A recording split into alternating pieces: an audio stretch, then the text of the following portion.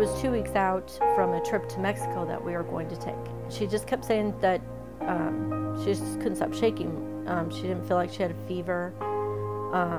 And I kept talking her through different symptoms, and I said, well, maybe you need to eat. Maybe your blood sugar is really low. And as I was walking to the door, she collapsed towards me. So I came around the car, and I just started screaming, help, help.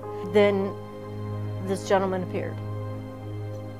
Just like a calmness came over everything. The off-duty officer came out from Hy-Vee, and they were both performing CPR on her at the time. The doctor came out and told us that she had had a blockage and that she was going to be mad, but that she was going to be okay. And so we thought, okay, we're on the mend. And that turned out not to be the case.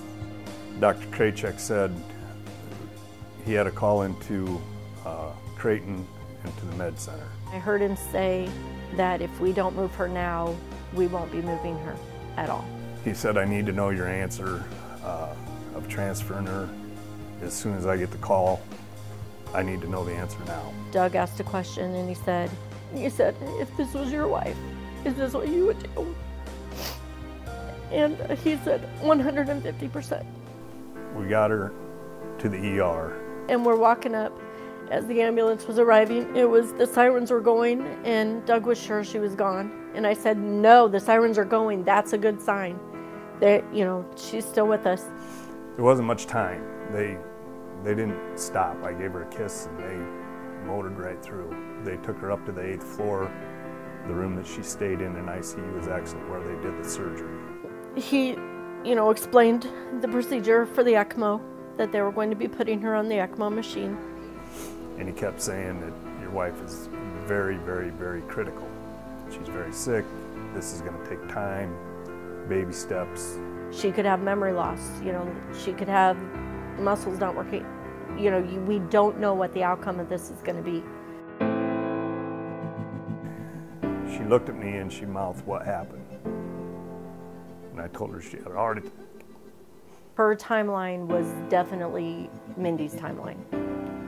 Not surprising.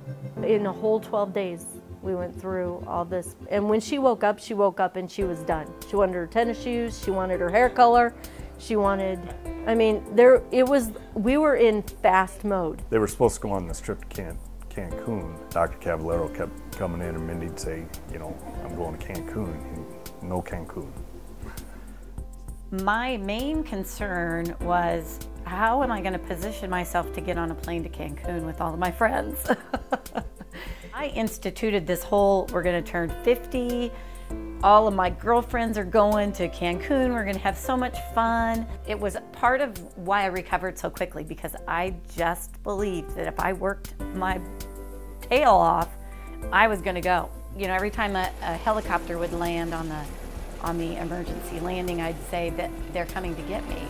I need to get into a wheelchair and be taken to the helicopter because I'm catching up with the plane. The care was phenomenal. The care was phenomenal.